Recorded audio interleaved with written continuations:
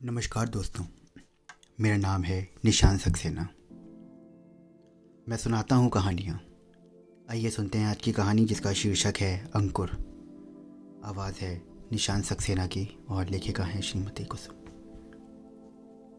रामधन और जानकी पोते की खुशी में फूले नहीं समा रहे थे। उनके छोटे बेटे परेश और बहू नीना के आंगन में एक नन्हा सा फूल जो खिला था। आने वाली मेहमान औरतों ने नीना के मायके से आने वाली कीमती चीज़ों की चर्चा करी। जानकी पोते को बलैया लेती नहीं अघाती थी। बहना, बहुत बहुत बधाई होवे। पिछले साल बेटे का ब्याह किया और इस साल तुमने पोते का भी मुंह देख लिया, एक महिला ने कहा। तुम्हें बधाई हो बहना, महालक्ष्मी सब पर कृपा करे, जानकी का संक्षिप्त सा उत्तर होता। अरे लड़के की खुशी बड़ी चीज होती है, दूसरी की फुसफुसाहट थी। ठीक कहती हो बहना, बड़ी बहू के यहाँ तो ना, तीसरी ने जोड़ा। हाँ, मुझे तो बहुत तरस आता है उस पर। इतनी सुंदर सुशील बहू मोहल्ले भर में किसी की ना है। बस एक ही कमी है औलाद की। 5-6 साल तो हो ही गए होंगे उसके ब्याह को। अरे चुप रहे, चौथी महिला ने जानकी को आते हुए देख इशारा किया। चलो री बहनों, कुछ खा लो, जानकी ने आवाज दी। चाय नाश्ते के बाद उठते हुए अलका परेशान होकर बोली, अब भगवान तुम्हारी बड़ी बहू के भी घर खुशी दे दे। बस तुम्हारा आशीर्वाद चाहिए।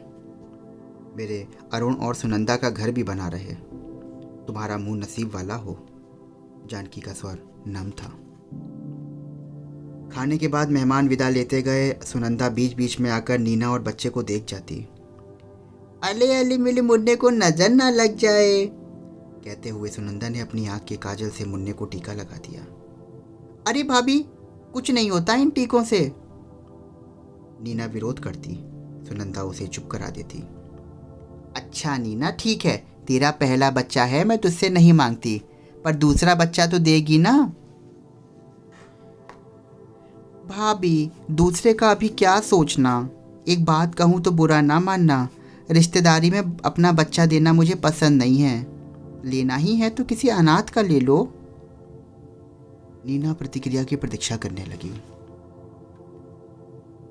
हाँ तो ठीक कहती है। अच्छा, क्या बुलाएगा मेरा बेटा मुझे? सुनंदा के मन का दुख बाहर ना आने दिया।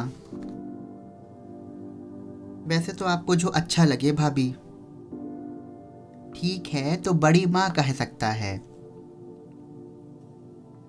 पर वो तो माँ जी को कहेगा ना, नीना ने स्पष्ट किया। अच्छा ठीक है, ताई माँ तो कह सकता है। पहले कही देती हूँ, आंटी नहीं बनूंगी, पता ना चले कि कौन सा रिश्ता है मेरा इसके साथ। अच्छा भाभी ठीक है, वो सब छोड़िए, अब इसका अच्छा सा नाम बताइए।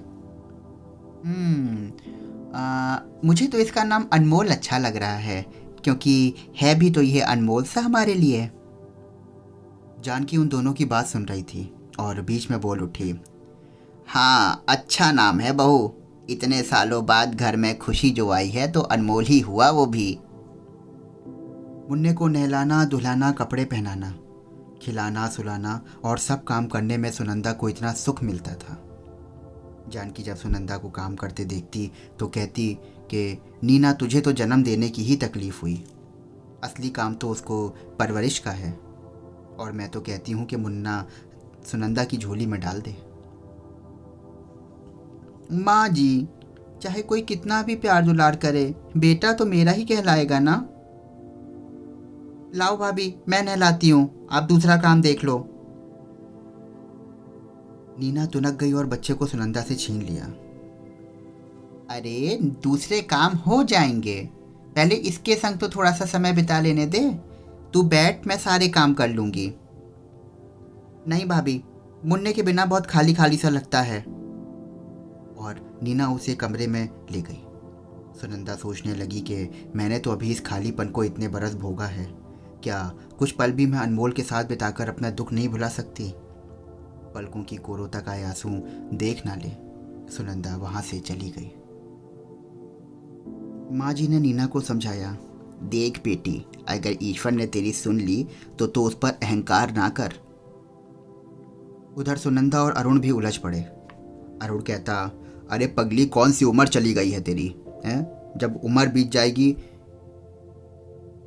तब तू बोलियो। परेशान मत हो, हमारे घर भी एक नन्ना मुन्ना सा मेहमान आएगा।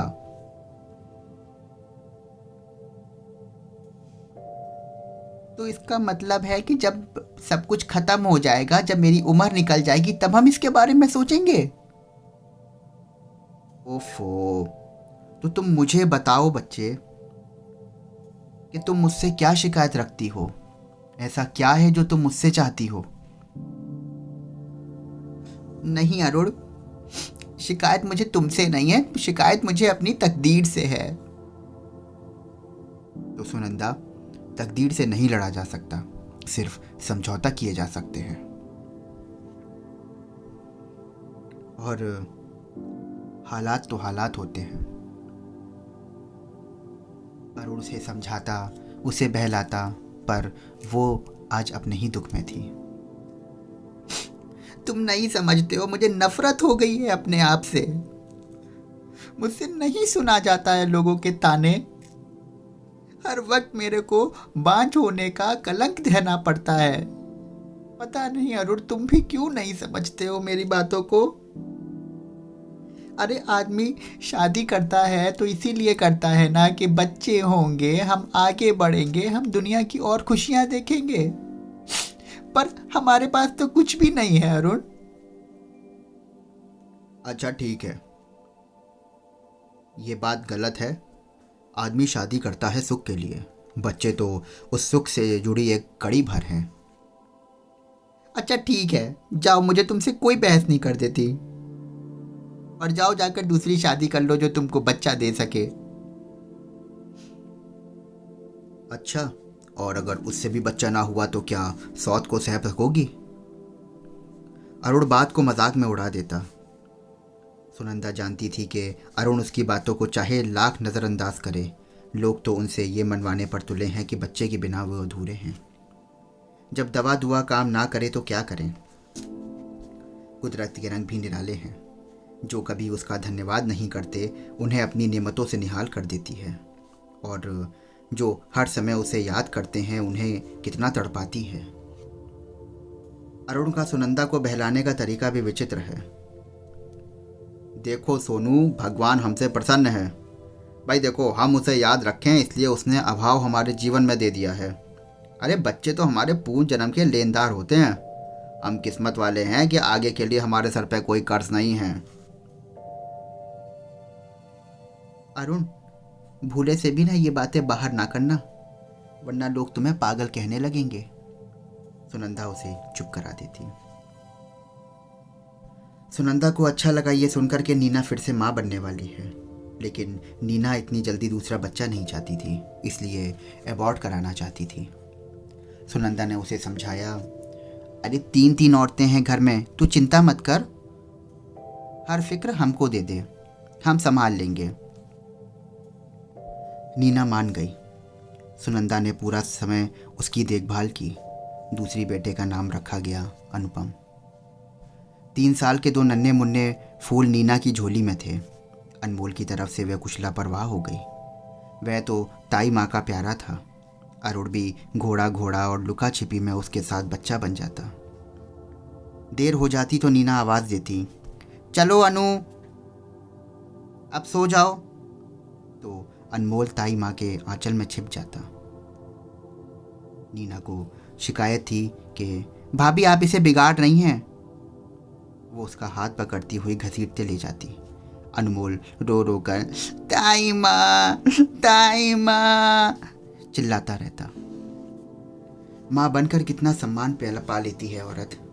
सुनंदा के मन में आता, क्या सिर्फ वही माँ है जिसने बच्चे को जन्म दिया है? क्या वो माँ नहीं जिसके दिल में प्रेम और ममता भरी है? कितना शौक था उसे हर लड़की की तरह बचपन में गुड्डे गुड़ियों का ब्याह रचाने का, कभी दूल्हे तो कभी दुल्हन की माँ बनने का, उसकी शादी का सामान जुटाने का। ये गुड्डे गुड़ियाँ उसके ख्यालों से अभी भी सजीव थे। दहेज में अपने साथ लाई म्यूज़िकल गुड़िया और उसकी गोद में लेटा गुड्डा उसे बहुत रुलाता और वो कह उठती, मैं हूं ना तुम्हारी माँ। तब जानकी उसे दिलासा देती, चुप हो जा मेरी बच्ची, भगवान तुझे अपना मुन्ना दे और किसी की तरफ देखने की तुझे ज़रूरत ही ना पड़े। जीवन में ऐसे क्षण भी आते हैं जब व्यक्ति किसी की हमदर्दी पाने के लिए आंसू बहाता है, और ऐसे क्षण भी आते हैं जब अपनी सिसकियां वो अब खुद ही सुनना चाहता है। वो क्षण भी कुछ ऐसा ही था जब सुनंदा सिर्फ अपने लिए रोना चाहती थी। अरुण ने कुछ नहीं कहा क्योंकि समय की यही ज़रूरत थी। लेकिन जैसे ही उसने नींद की गोलियां देखी, उसने फैसला किया कि सुनंदा को मनोचिकित्सक डॉक्टर सक्सेना के पास ले जाने का। वे पड़ोसी भी थे, अपनी प्रैक्टिस छोड़ चुके थे, लेकिन यार दोस्त चैन से बैठने नहीं देते थे। 60 साल की उम्र में भी इतना उत्साह। बहुत गर्मजोशी से मिले। उनके 3 कुत्ते भी थे जो आगे पीछे घूम रहे थे, जिनसे सुनंदा डर रही थी। उन्होंने परिचय कराया, ये हैं मेरे 3 बच्चे, डिम्पी, रिंकी और पिंकी। सुनंदा हैरान होकर बोली, पर अंकल आपके बच्चे तो स्टेट्स में है ना? हाँ, कभी उनका खून जोश मारता है तो घूमने आ जाते हैं। तुम्हारी आंटी की मौत के बाद मैं तो अकेला पड़ गया था। कुछ समय के लिए उनके पास गया, लेकिन मन भारत में ही रहा मेरा। आओ बाहर लॉन में चलते हैं, कहकर उन्होंने अपने नौकर को चाय लाने का संकेत दिया। लॉन में हरी मखमली घास थी, रंग बिरंगे फूल और कई तरह के कैक्टस। सुनंदा कैक्टस देखकर खुशी से उछल पड़ी। ओह, कैक्टस की इतनी किस्में? अच्छा, लगता है कैक्टस तुम्हें पसंद है। जी अंकल, इन्हें देखकर रोमांच होता है कि अपने वजूद पर आंच नहीं आने देते, और जहां भी लगाओ ये जमीन पा लेते हैं। अच्छा, तो सुनंदा एक बात बताओ, जब तुम इतना सब कुछ जानती हो बेटा, तो अपना वजूद क्यों मिटा रही हो? जी मैं समझी नहीं।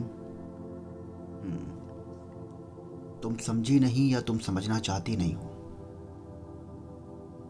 डॉक्टर साहब का इतना कहना था कि सुनंदा स्वयं को रोक ना पाई, एक एक बात कह गई।